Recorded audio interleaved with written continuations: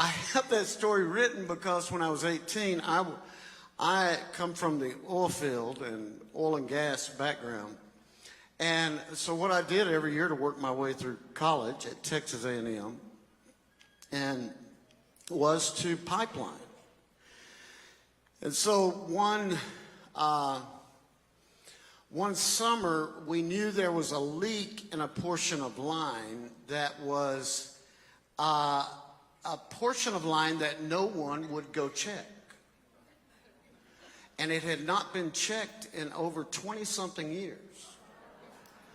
And, you know, when you're 18, you know more than everybody else. And you think they're all crazy why they won't walk through this 2-mile section of line to figure out where the leak is.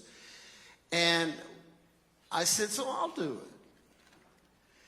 And when we got to the place for me to go in, it's called the Kangurger Swamp. And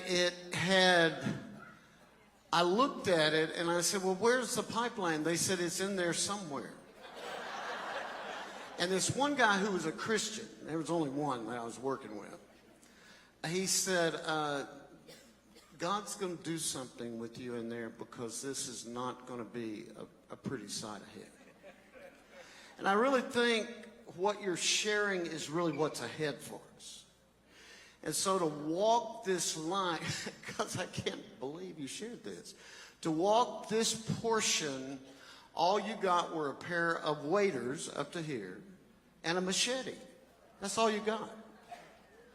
And if you didn't find your footing through there, if you step one step over, you would actually sink because the pipelines had been open for forever.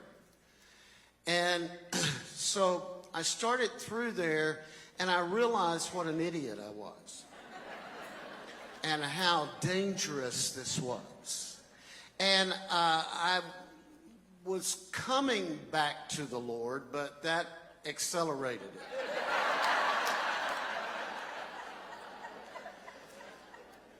Quickly. Because if you got off center at all, you were in trouble. Now, hear what I'm telling you prophetically. If you got off center this way, you were in trouble. If you got off center this way, you were in trouble.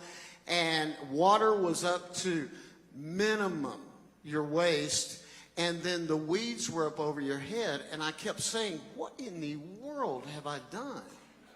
And all I could remember is what that one guy said to me: God's going to do something in you. And I was about a third through, and I really didn't even know if I was going the right direction. And all of a sudden, it's because it's got trees hanging over it from where used to they had made a way through there. All of a sudden, this black moccasin drops down in front of me. And all I could do was say, after I said several things, because like I said, I was coming back. All I could do was take the machete, and if you don't hit a moccasin, moccasins are mean. And where there's one, there's lots. And I knew I had one shot at that thing, its head, because it came down. Now, there has got to be no coincidence, this man who shared this with us, because it was one of the life-turning moments in my entire life that brought me into a new level of awakening with the Lord. And then I realized, I don't even know if I'm right, and I could be eaten before I'm out of this thing. And the Lord spoke to me. It's been real interesting with my life. When I've had to, I've been able to hear him. No matter when. I can remember since I'm 11 years old, if I had to hear the Lord, I could hear him. He said, look up. Now, this is a word for us. He said, do not look down at all this stuff that you're about to go through. Now, hear what I'm saying. I had no idea I would share this tonight. Do not look down at what you're about to go through. look up.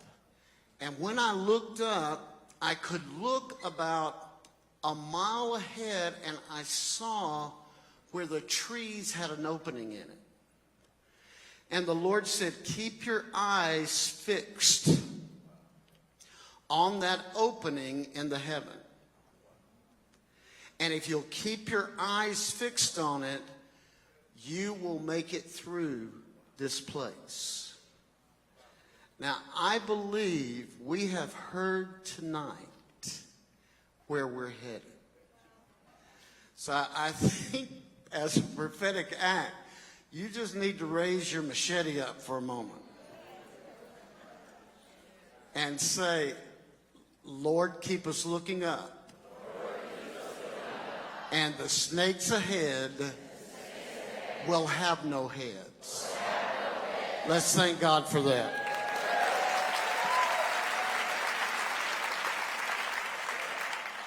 Goodness.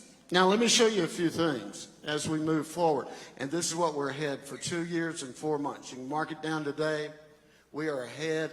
We are coming through this place. Say, we're coming through this swamp. And it is a swamp that we're about to come through. Now, we're in this time of breaking out of conventional ways of thinking. This is very key for us if we're going to make it through this place that we're headed through. And with that, you have to understand, and we're making a shift into harvest. It's not what we think. And anytime you're moving into a harvest season, what happens is the separation gets worse and worse and worse, and greater and greater and greater.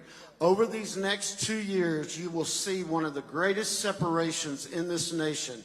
It will almost look like the Civil War has come. It's just that God is going to have to define this separation so we fully understand it. It will cause his people filled with the Spirit to rise up as one. Now, it's what's going to happen with us. We won't have time for the racism card. We won't have time for all of that because we're going to have to be one. And the voices with the anointing, we're going to have to learn to follow after the anointing and be able to see the anointing. Because the separation is going to get greater and greater. Now, with that, we're shifting from church fully into kingdom. This is the best example of a kingdom meeting. Best example of a kingdom movement. Everybody say movement. Now, this is what the Lord told me, and it's a new day. We can't think church. What God has been doing in you is to get you into kingdom thought. And the kingdom is within you. So that means it's you that is about to decree some things you've never decreed before. And move forward and exhibit some things you've never exhibited before.